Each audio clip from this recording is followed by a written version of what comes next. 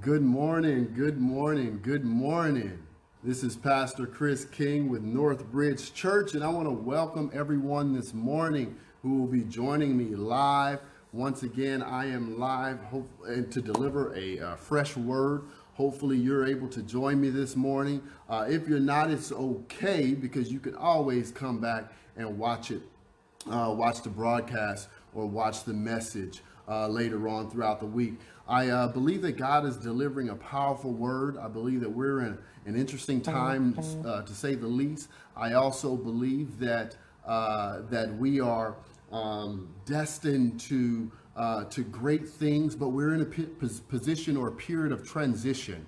And so, as we move forward, I am just really, really thankful for the word that God is delivering because it's refreshing not only to myself, but hopefully it'll be refreshing to you. And so I just want to welcome you this morning to join in with us. Northbridge Church, again, I'm Pastor Chris King, and we're just going to dive right into the message this morning. I've already been through a period of worship. Some of you are just fresh getting up out the bed, still got the crust in your eyes, and that's okay. Just still listen to the word. And some of you, y'all are used to this because y'all try and skip praise and worship period in the sanctuary anyway, so y'all are just ready for the word. So, all right. So I'm going to be doing a message today fresh out of the book of Exodus. I love teaching out of the Old Testament because there's so many lessons that we can learn out of the Old Testament. So we're going to go to Exodus chapter 13, and we're going to go start with verse 17 and go through verse 22. Exodus chapter 13, verses 17 through 22. And it reads, "Then it came to pass, when Pharaoh had let the people go, that God did not lead them by way of the land of the Philistines, although that was near. For God said, lest perhaps the people change their minds when they see war and return to Egypt. So God led the people around by way of the wilderness of the Red Sea. And the children of Israel went up in orderly ranks out of the land of Egypt. And Moses took the bones of Joseph with him, for he had placed the children of Israel under solemn oath, saying, God will surely visit you, and you shall carry up my bones from here with you. So they took their journey from Succoth and camped in Etham at the edge of the wilderness. And the Lord went before them by day in a pillar of cloud to lead the way, and by night in a pillar of fire to give them light, so as to go by day and night. He did not take away the pillar of fire by day or the pillar of fire by night before the people." And this is the word of the Lord. Today, we're going to be talking about getting information. Getting information. I know Beyonce had a song talking about formation. This is not based on her song, but we are going to be talking about getting information. And when I look at this passage of scripture, it's really interesting because the children of Israel, they are in what appears to be a chaotic state. Okay? And not just the children of Israel, the Egyptians are also appears to be what appears to be a chaotic state. So God, in this chaotic state, God just brought the Israelites out of Egypt. And I can imagine that this is somewhat chaotic because imagine as Israelites, you are for years being enslaved, you're subjugated, and you're doing things a certain way, and you've gotten accustomed to it for hundreds of years. And all of a sudden, someone tells you, pack up your stuff, let's go. Come on, don't take that, but take this. Go get this, don't take that. And all of a sudden, you're uprooted out of the life and out of your customs and out of your comfort zone, even though it's dysfunctional, even though it's degrading, even though it's beneath your destiny, you've still gotten comfortable. And now, all of a sudden, someone says, come on, let's go, pack up. If you've ever, me back in the day, I'm going to go ahead and tell myself, there were times we had to pack up and move at night. That's because, a couple of reasons. One, we were getting evicted, and two, you didn't really want people to know what you had in the daytime for fear that they may steal your stuff. So we had to uproot ourselves sometimes at night. My mother would say, get up, come on, let's go, we got to go. And without any question, we had to get up, get whatever we could hold, whatever could fit in trash bags, and we had to go. And at that time, waking up out of a slumber, waking up out of sleep seemed to be chaotic. It seemed to be confusing. It seemed to be frustrating. And so children of Israel, they were in a stupor. They were asleep mentally because they had been enslaved over so many years. And now all of a sudden someone says, come on, let's go. Get your stuff. Pack up, let's go. So here we see them in a chaotic state. But on the other side, the Egyptians, imagine having relied on a certain group of people. Imagine having a certain way of life. Imagine being comfortable, and all of a sudden that comfortability, that way of life, that what you have always been relying on is now uprooted and taken from you. So on their side, it's chaotic as well. So we have God acting in the midst of a chaotic situation. And it's interesting how God and the enemy will use the same chaotic situation but get a different result. So here we're seeing the children of Israel being led out of Israel. And God saying, okay, get in formation.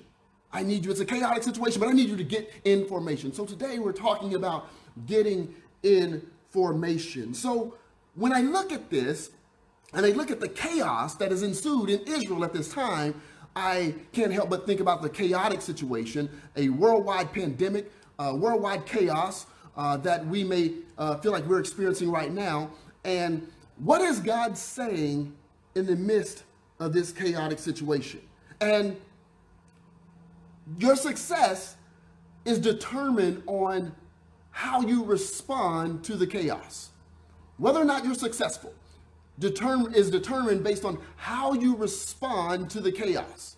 Either you can allow God in to intervene and lead, or you can rely on everything that you've known thus far.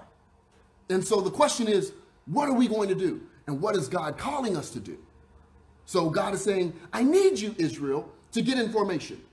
So let's look at this passage of scripture in greater detail. So God tells them, he's saying, okay, Israel, he's saying, I'm leading you out of Israel, but there's a nearer road, a faster road that can definitely take you to where we're going. But there's a problem. I'm not going to lead you down that road. I'm going to take you the long way. I'm going to take you through the wilderness. I'm going to take you a different route. I'm going to take you a route that's unlikely. Okay? And the reason is because the current route, the nearer route, the faster route, is heavily guarded by Egyptians, because this trade route, it was a trade route. It was a route where many travelers and traders would go. And so therefore the Egyptian military and Egyptian soldiers were heavily guarding that route. And so God said, if you go that faster route, you're bound to be engaged in combat.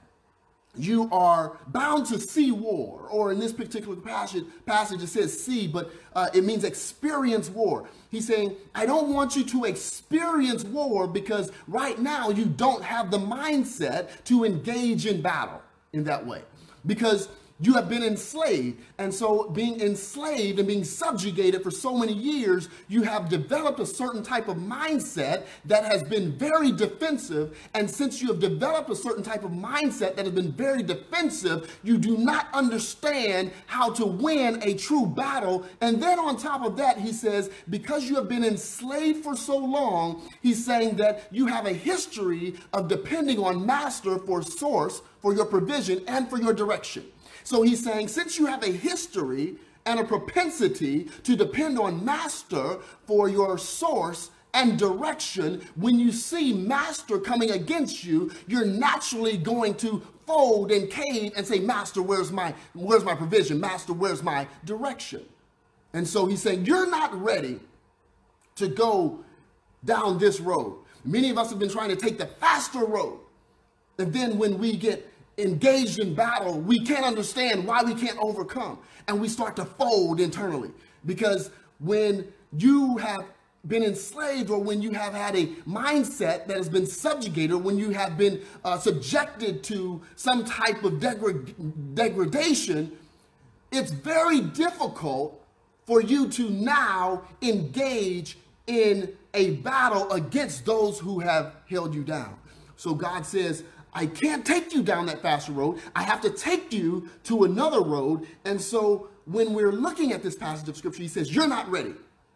God says, you're not ready to go down this road because you have had a particular mindset that will cause you to revert back and want to go back.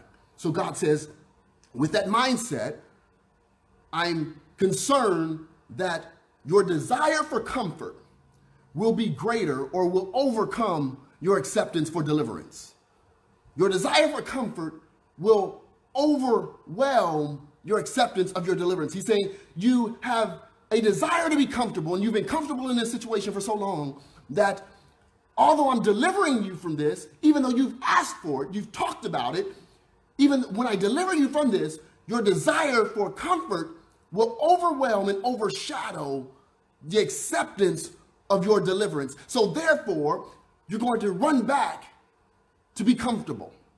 Why do I say this? Because many people are comfortable living their lives in fear. When you have been delivered from fear, you have a fear. Every decision that you've made has been based on fear. Fear of being alone, fear of not knowing enough, fear of success, fear of failure, fear of not making the right decision, fear of being broke, fear of what someone may say, fear of what people will think, fear. Many of your decisions have been based off of fear. Fear of not choosing the right mate, fear of this, fear of that. And so God says, I have intentionally delivered you from fear, but you hadn't accepted your deliverance because you are more comfortable residing in a place of fear. So I can't take you down this fast path. I can't catapult you to your promise because your mindset is riddled in fear, and you're more comfortable living in fear than you are then accepting your deliverance. And so you will often forfeit your destiny of deliverance for comfortability in fear. So God says, Israel, I can't take you there. You're not ready. You're not ready. So God says, I'm going to take you the long route. But he says, I'm going to take you the long route. But the funny thing is that scripture says that they fell in order, or they filed rank, or they in other versions it says they were in military array. They were in martial array. And so the Bible, in this version, it says orderly ranks, but in other versions it says martial array. Martial array is a form, it is a military formation for battle. So here we see God calling Israel. He's saying, get in order. I'm calling you to attention because there's such chaos. There's chaos ensuing. There's chaos all around you. You have the Israelites that are coming out of slavery. You have the Egyptians that's about to start chasing them. You have people that are confused. You have people that are going all over the place. You have people that are afraid. And he's saying, I'm calling you to order. Fall in line. Get in formation. This is a military formation. God calls them into a military battle formation while leading them away from the battle. This is interesting because God says, I'm going to bring you into formation, a military formation, with the intent to leading you away from the battle. So people fall in line and they get in line. And so God is saying, while I'm taking you here to a place of transition, he's saying, I need you to fall in line. So here, they look ready for battle. They look ready, but they're not ready. God says, you're not ready. You know, many of us have looked ready to engage in times like this. We've dressed the part. We've looked like we had it together. But then now when something happens, God says, no, you're not ready. Continue looking like you're ready. And I'm going to put you in a military formation that looks like you're ready for battle because I'm going to do something to you in this time frame. I need you to be ready mentally. I need you to have an expectation that you're going to come against some opposition. So God puts them in formation so that they can have an expectation of opposition. Here, I'm trying to tell you that as we move forward as a country and in this world, that God is saying, get in formation. I need you to get in formation, and I'm not going to take you directly head on to the battle. I'm going to take you another route, but I need you to get in formation, in military formation, so that I can put you in the mindset that there will be opposition to come your way. Because if you know and you expect opposition, then you're not taken by surprise. I don't need you to be taken by surprise. I need you to be expecting opposition. And so he says, I need you to get information. God is trying to tell us, he said, look, people of God, there's going to be opposition. I'm not going to paint a rosy picture. There's going to be opposition, but I need you to get ready and get in the mindset that there's opposition. Because if you paint the world with rose-colored glasses, if you look through those lenses and you think that everything is hunky-dory, then you're taken by surprise and it's going to hinder your faith. It's going to hinder your walk when it's time for you to truly engage. So God says, I want you to fall in line, stand at attention, and I want you to get into the mindset that there will be opposition. So here God, he takes them in a place, he puts them in formation so that he can take them through a process of transformation.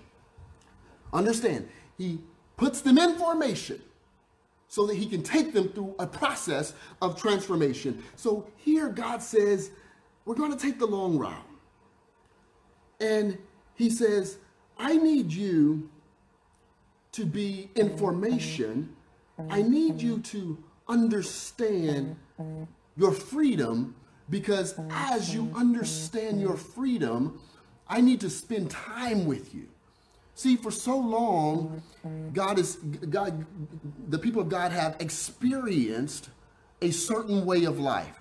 And God says, I'm going to take you to a place of transition. So I need you to get information, because I need you to understand who your source is and who gives you direction. So he says, I need you to come into formation. I need you to come into attention. I need you to have an expectation of opposition. So now I can speak directly to you and I can lead you. Because as we're going through this, I told you to have an expectation of opposition, but now you need to understand that the way that you used to fight is no longer the way that you will fight. Because as a slave, you were very defensive. But now that you're liberated, you have the freedom to be strategically offensive. And so God says, I need you to come into alignment. I need you to come into formation so I can show you exactly how to fight, who to fight, how to engage in this new set of weaponry that I'm now giving you. Now the people of God, as they're coming into formation, God is dealing with them on their mindset of who to engage and how to engage. New rules of engagement. Because as they move forward, it's not going to be on the defensive. When you start looking at ahead, their reputation precedes them. The people that they go against know that God is with them. With Jericho, they were on the offensive. So with Ai, they were on the offensive. So God is saying, I need you to understand that you're no longer slaves, and the way that you used to fight that way is not the way that you will fight going forward. So God says, I need you to come into formation. Then they say, oh, let's bring Joseph's bones. All of a sudden you see them shifting about being in formation to bringing Joseph's bones, because Joseph said, hey, upon his death, Joseph made them promise. He said, hey, take my bones with you, because God will be with you. Take my bones wherever you go. I want you to take me out of this land. Now, Joseph, he spent a lot of time in Egypt. Joseph even experienced his promotion in Egypt. But even upon Joseph's death in Egypt, Joseph knew that Egypt wasn't home. Joseph knew that his home was wherever God's promise was for his people. So therefore, Joseph asked his people, he said, hey, take my bones with you out of this place. This is a place that my purpose was even really discovered. This is a place where I started really flowing in gifts. This is a place where I've received my promotion. This is a place where I've led. This is a place that I've sacrificed. This is a place where I've bled. This is a place where I've been in prison. This is a place of my process. But even though I received my promotion here, it's not the place where I'm supposed to rest. So many people are in this time are just seeking some type of rest, or they're just seeking some type of restitution, and God is saying, this is not where you're supposed to reside. He's saying, I have a greater promise for the people, and your purpose, the purpose of your promotion is for your people. So Joseph says, take my bones. And so they remember, in the midst of the chaos, they remember their vow to Joseph. Again, this is the time when they're saying, hey, get this, get that. Don't take that, take that. And it's a chaotic situation because they're now fleeing for their lives. And so, but they remembered the vow. And so they remembered his sacrifice. And the point here is, if we can't remember yesterday's testimony, it's tough for us to experience today's presence. Because if they couldn't remember the sacrifices and the vow that they made over 60 plus years before this incident, this situation, this circumstance, then it would have been very hard for them to fulfill a vow that God was leading them into. See, many of us, we tend to forget yesterday's testimony for the sake of today's situation.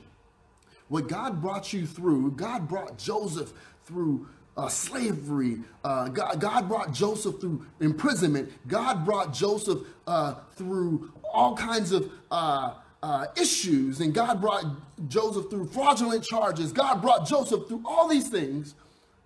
And he still pursued his purpose. And he knew the purpose of his promotion.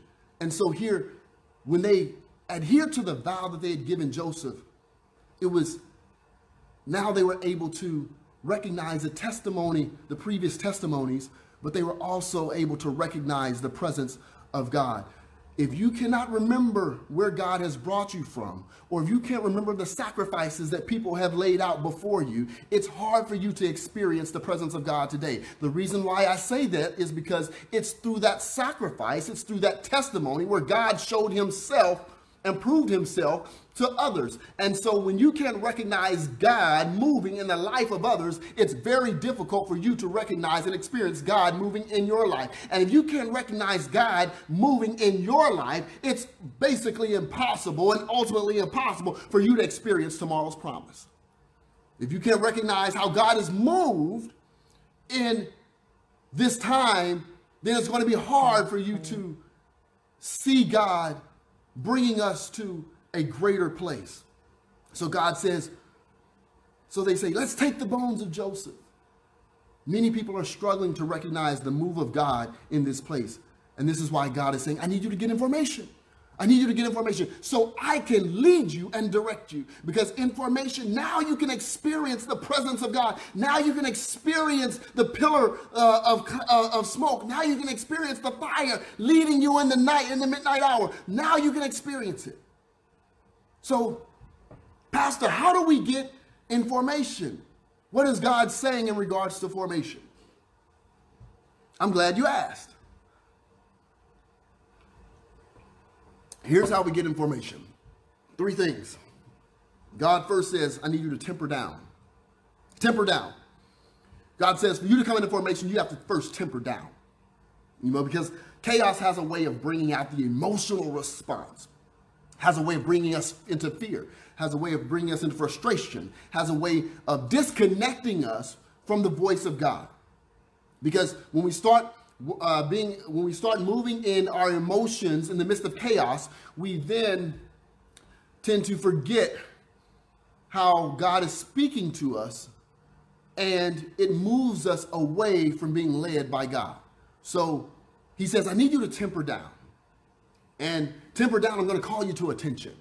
And I need you to be at attention. We're going to fall in line. We're going to come into formation. And although it's a military formation, I'm going to take you away from the battle. So first, I need you to temper down. I need you to calm down. I need you to relax, because I need you to see me as the source. I need you to see me directing you out of harm's way.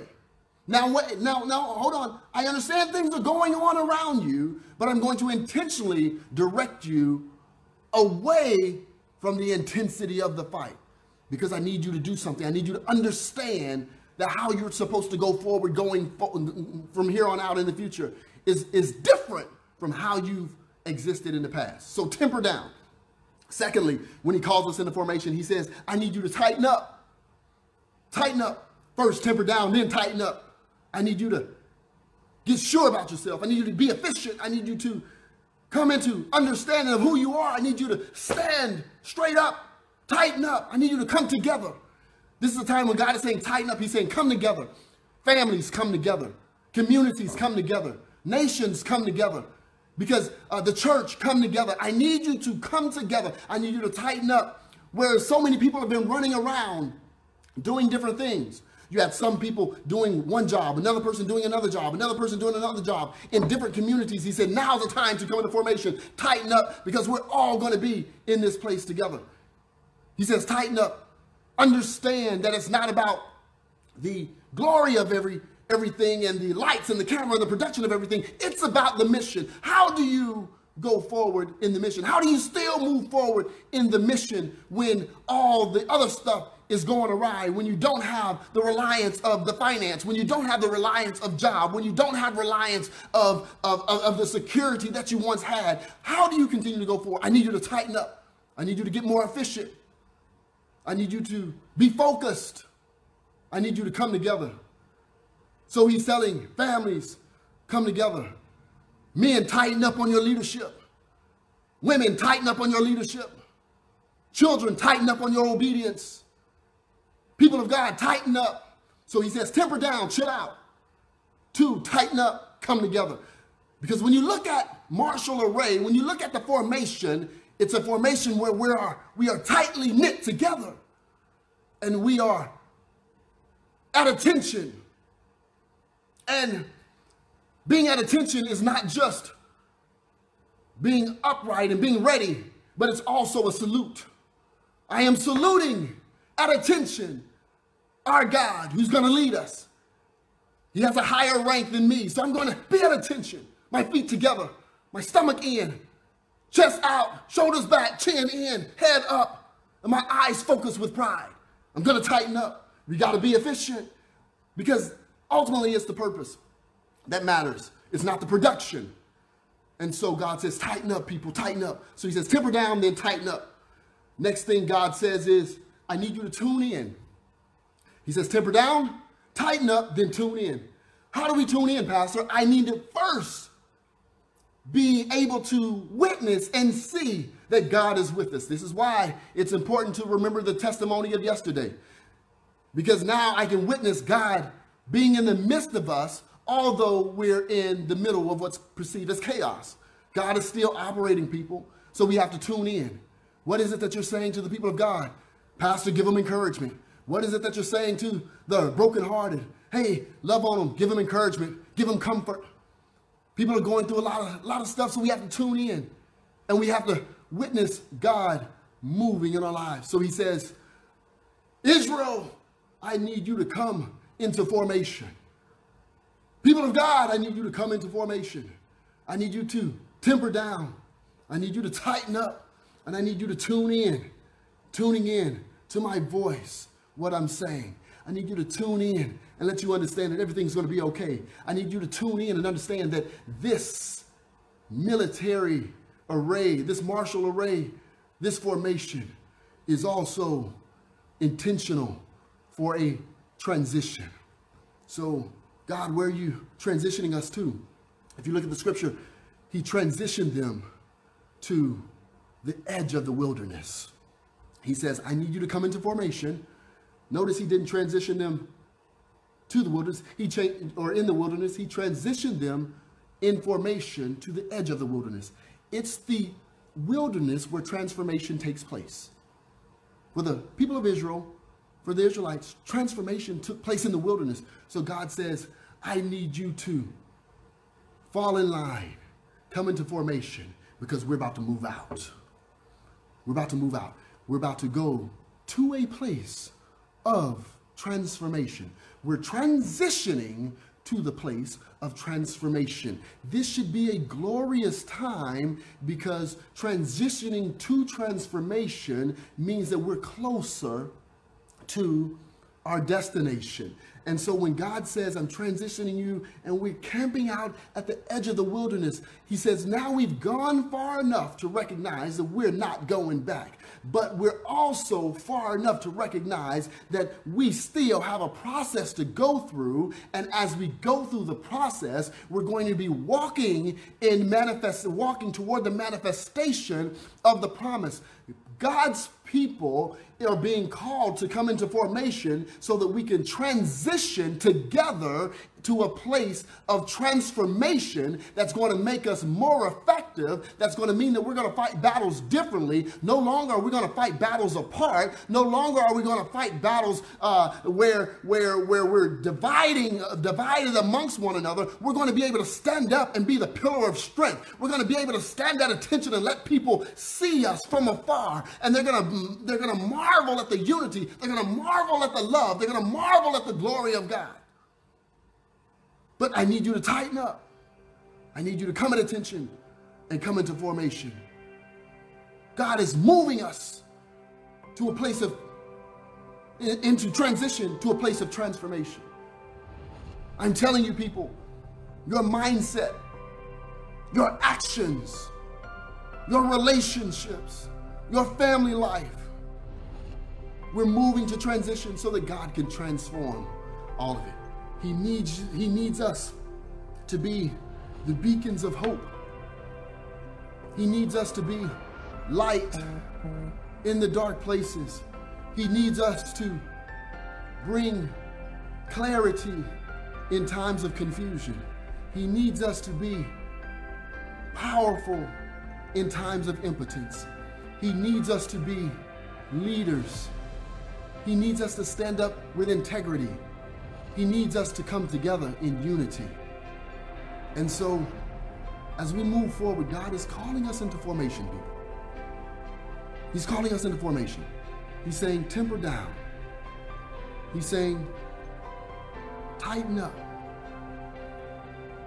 And he's saying, tune in. Because there's a great move that's taking place. And let's remember what he's done yesterday, so that we can experience the presence of today and move into the manifestation of the promise of tomorrow. I'm going to challenge you.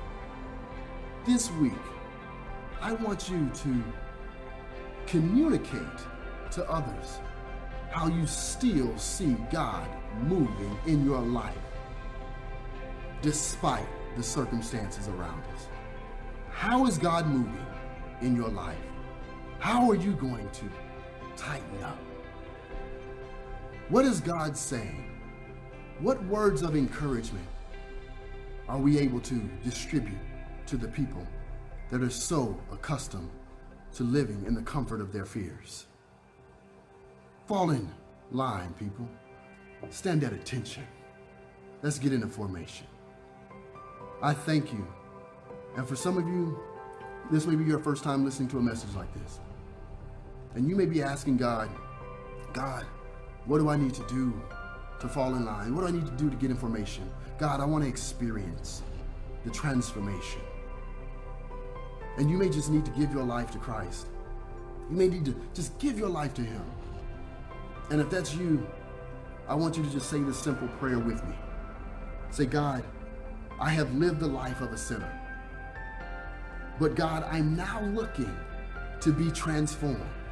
So God, I now invite you into my life, and I accept your Son, Jesus Christ, as my Lord and my Savior.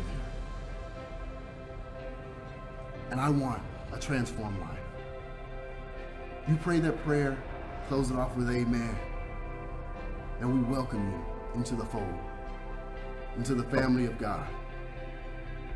Now, some of you may have already given your life to him, and you may just need prayer.